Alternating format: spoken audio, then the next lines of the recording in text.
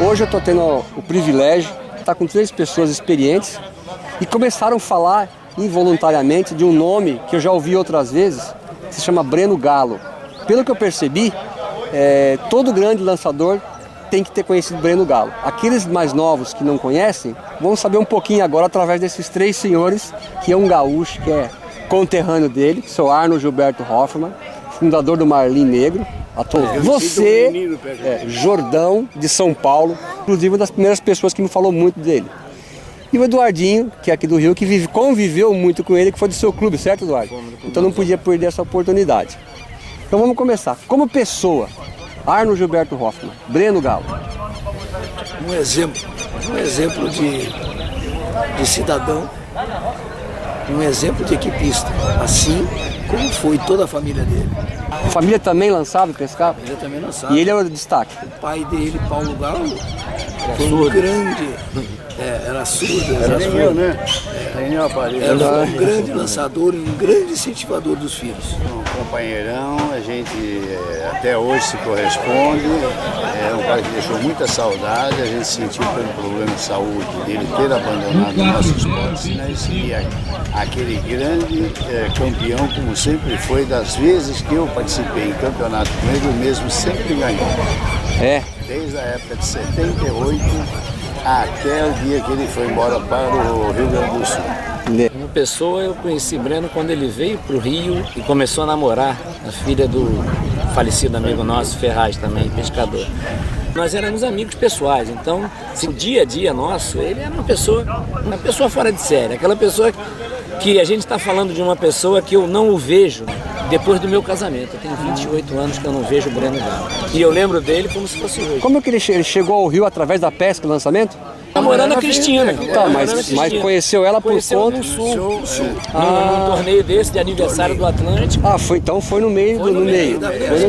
Tá. Aí veio pra cá. Mas lá no Sul ele já lançava? Sim. Ele era o pupilo de Edemar Rocha. Então era bem antiga a coisa, anos 70 e tal.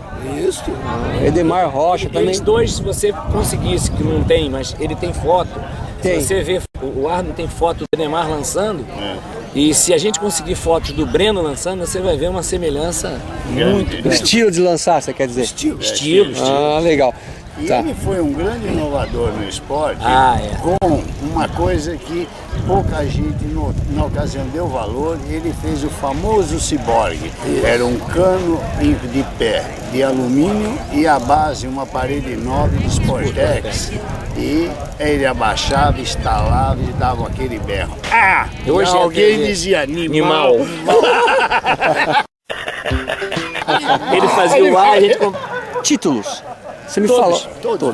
Todos. Eu nunca vi ele fazer segundo. Então as provas até ele de volta, quando ele começou de saúde. Breno, nós disputamos 2 brasileiros em seleções. Ele ganhou as 2 provas de lançamento. Aqui no Rio de Janeiro, nós do Clube do Anzol. Era do Clube do Anzol aqui no Rio. Ele não era do Pampa. Apesar do vínculo íntimo era com o Pampa. O sogro dele foi um dos fundadores do Pampa. Do Pampa. Não, mas ele era do Anzol. Aí ele saiu, foi para o Anzol, nós fizemos. E eu tive o prazer de vê-lo ganhar todas as provas, porque eu era do clube dele, então a gente só era bom negócio. E o primeiro torneio, e eu acho que a vida faz umas coincidências bacanas. O primeiro torneio Edemar Rocha, lá no Atlântico Sul. Em 82? Quem ganhou foi o Clube do Anzol e quem ganhou a prova, para variar, foi ele. Tá. Desculpa eu forçar, não é duvidando, mas sim confirmando. Quando você fala todas as provas, o que você quer dizer com isso? Que seja macho. Prova São Sebastião era a primeira prova do Rio todas de as Janeiro. provas que existiram ou toda a prova que ele ia? Que ele ia. Tem uma diferença. Tem uma Todas as que ele diferença. foi, ele ganhou. Ganhar todas as provas é uma coisa, ganhar todas as provas que vai é outra. Não, todas. Ele ganhava as provas que ele ia.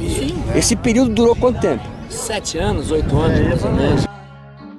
78 até eu casei 84. Eu casei em 84, exatamente. É isso aí. De 78 a 84 mais ou menos. Mais ou menos. Pra que fazer gostoso.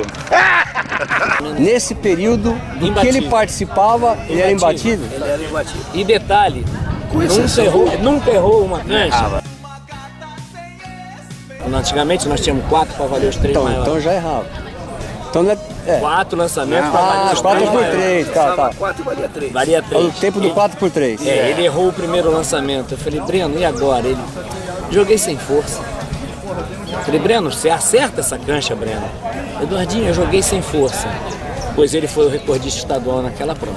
No Campeonato Brasileiro em Tramandaí. Tramandaí. E ele errou o tiro. E eu reuni a seleção antes, eu tinha reunido antes que quem errasse iria fazer o lance de precisão, tico-tico por cima. Ele, quando eu chamei ele para ele fazer esse lance, ele ajoelhou nos meus pés no campo.